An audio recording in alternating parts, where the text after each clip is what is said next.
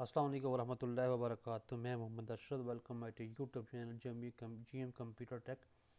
Computer tech में आपको खुश आमदीद कहता हूँ। अल्लाह तबारक व तआला से मैं दुआ करता हूँ कि अब जहाँ भी रहें अल्लाह पाक की हिफ़्ज़ व अमान भी रहें।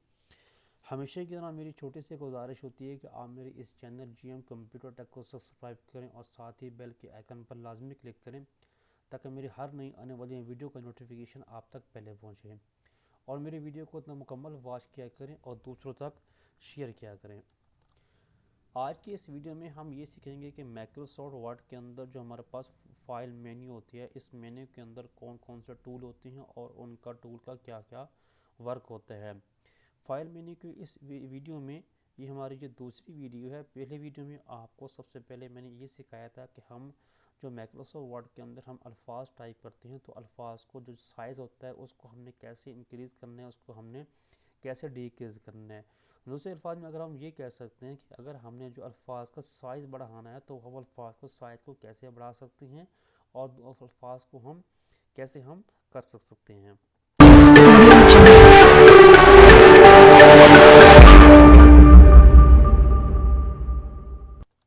हमारा जो एम एस वर्ड के अंदर हमारा जो टॉपिक चला आ रहा है वो टॉपिक है M S Word home menu, यानी कि होम मेन्यू टूल्स का तारुफ and work. Home menu tool हमारे वो टूल होते हैं जो कि आपको मैं पिछली वीडियो में डिस्कस भी कर चुका हूँ। सबसे पहले हाँ एम एस वर्ड को मैं ओपन कर लेता हूँ। एम एस वर्ड को ओपन कर लेता हूँ। पिछली वीडियो में हमने ये डिस्कस किया था कि हमने जो अल्फाज का साइज़ होता है, अल्फाज का वो हमने कैसे इंक्रीज़ करना है या डिक्रीज़ करना है। फाइल को यानी कि किसी भी अल्फाज को अगर आपने इंक्रीज़ करना है या डिक्रीज़ है, वही अल्फाज को आप डबल क्लिक करते हुए उसको हम सिलेक्ट कर लेते हैं। सिलेक्ट करने के बाद या तो हम ए अल्फ़ाबेटिकली जो हमारे पास ए लिखा हुआ है, इसको जब माउस लेफ़्ट की बटन से अगर हम इंक्रीज़ करते जाते हैं, हमारा जो फ़ॉन्ट का साइज़ होगा हमारा बढ़ता जाएगा। अगर हम हमारे पास ए छोटा लिखा हुआ है, अगर हम माउस को जहाँ क्लिक करते जाते हैं, हमारा जो फ़ॉन्ट का साइज़ होगा हमारा कम होता जाएगा। या अगर हम इस ऑप्शन को इस्तेमाल नहीं करते, हमारे पास एक फ़ॉन्ट साइज़ का एक मेन्यू है। अगर हम यहाँ से मेन्यू को मैं क्लिक करता हूँ तो मुख्तलिफ़ किस्म के जो हमारा फ़ॉन्ट साइज़ का मेन्यू होगा वो नंबर आ जाएंगे। मैं इनके जो भी इस नंबर पे मैं क्लिक करता जाऊँगा, आपको नीचे शो हो रहा होगा हमारे जो फ़ॉन्ट का साइज़ होगा वो इंक्रीज़ होना शुरू हो गया है। अगर मैं टॉप की तरफ एरो को ले जाता हूँ, आप नीचे भी देख रहे होंगे हमारा जो फ़ॉन्ट साइज़ होगा हमारा वो डिक्रीज़ होना शुरू हो गया, यानी कि कम होना शुरू हो गया। इसका और तरीका हमारे पास ये होता है कि अगर आपने फ़ॉन्ट का साइज़ को इंक्रीज़ करना है, जैसे ही आप इंक्रीज़ के बटन पे जाएंगे आपको एक शॉर्टकट ओपन हो जाएगी जो कि आपको नज़र आ रही है। शॉर्टकट में आपको ये दिखाया जा रहा है कि अगर आप कंट्रोल और इस निशान को जब हम क्लिक करेंगे, जो कि आपको स्क्रीन में भी नज़र आ रहे हैं, तो फ़ॉन्ट का साइज़ इंक्रीज़ होना शुरू हो जाएगा। अगर आपने फ़ॉन्ट का साइज़ को कम करना है, डिक्रीज़ करना है, तो जैसे मैं यहाँ भी क्लिक करता हूँ तो हमारे पास एक शॉर्टकट नज़र आ रही है कंट्रोल सेशन की। तो यहाँ पे अगर आप कीबोर्ड को आप क्लिक करते हो जाएंगे तो हमारा जो फ़ॉन्ट का साइज़ होगा कम होना शुरू हो जाएगा। उसके बाद हमारे पास एक नेक्स्ट ऑप्शन होती है फ़ॉन्ट स्टाइल की, और इसका आगे एक शॉर्टकट ओपन हो गया कंट्रोल शिफ्ट एफ, यानी कि आप कंट्रोल शिफ्ट एफ को जब प्रेस करेंगे तो जो फ़ॉन्ट साइज़ होगा, फ़ॉन्ट की जो हमारे पास एक स्टाइल है वो हाईलाइट होना शुरू हो जाएगा। मैं शॉर्ट यानी कि कंट्रोल शिफ्ट एफ, जैसे ही मैं कंट्रोल शिफ्ट एफ को प्रेस करूँगा आपके सामने एक डायलॉग बॉक्स भी ओपन हो गया है।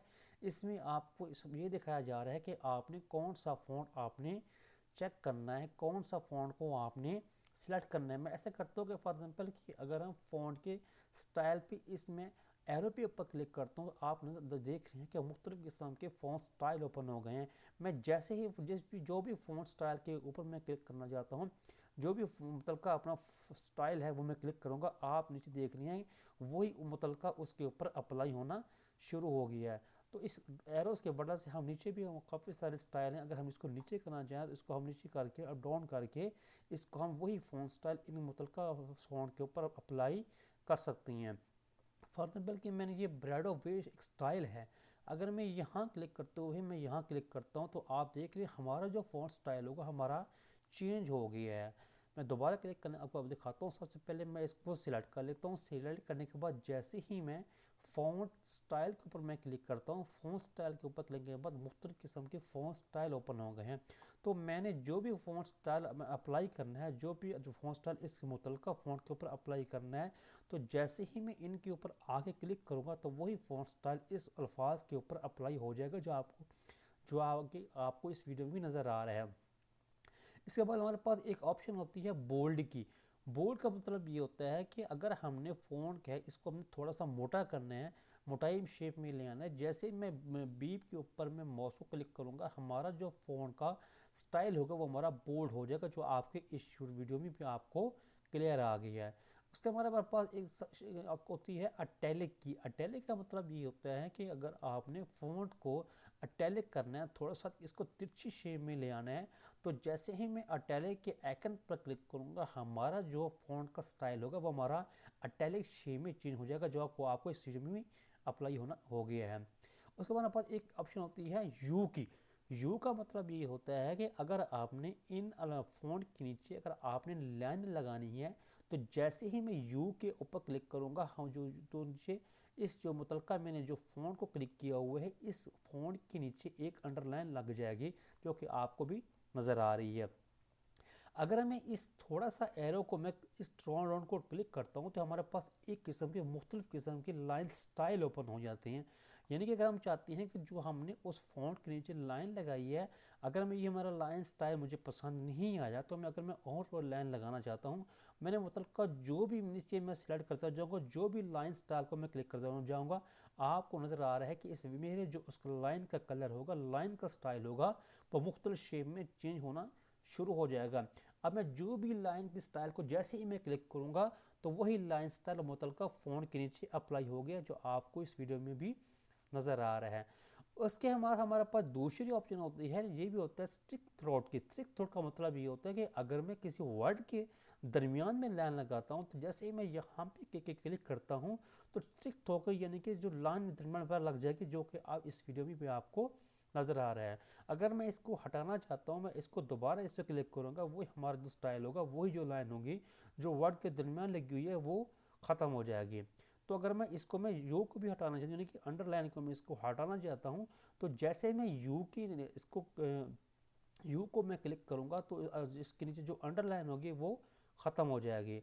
अगर मैं अल्फाज को अनबोल्ड करना चाहता हूँ, यानी कि पहले इसको मैंने बोल्ड किया था, इसको मैंने अनबोल्ड करना है, जैसे ही मैं दोबारा बी के ऊपर मैं क्लिक करूँगा, तो वो अल्फाज को हमारा अनबोल्ड हो जाएगा।